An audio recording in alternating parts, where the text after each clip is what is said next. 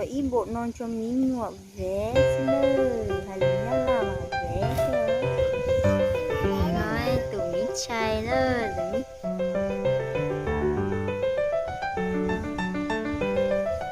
nó của tụi mí chai đó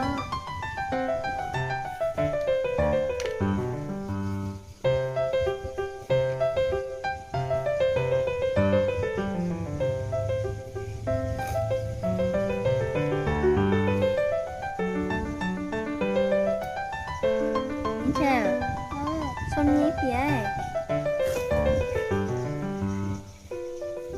có hai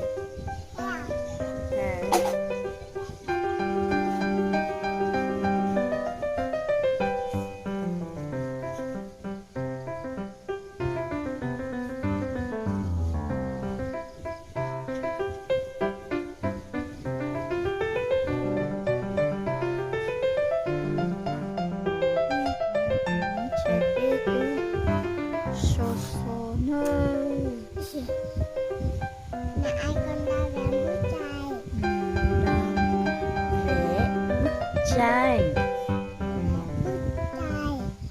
có đẹp không? Có.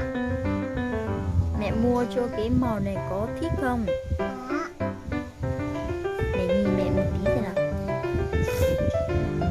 Yêu mẹ không? Có. Rồi. Này này cô hỏi lớp mấy tuổi? Có hỏi lên 4 tuổi. Rồi.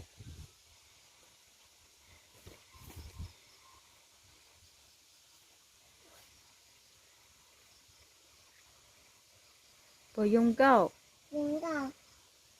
Bộ nhẹ. Nhẹ.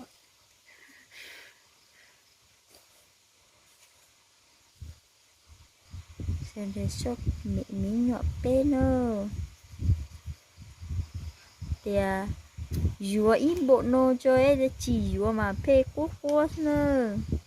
Cứ xô xô mạng. Xem ở mạng sao mua nha. Nhà mình mua cho con. Các bạn cũng mua cho con như thế này nha. Cho con nó học.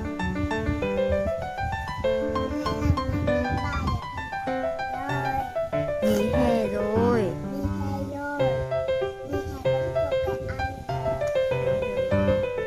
Rồi quá.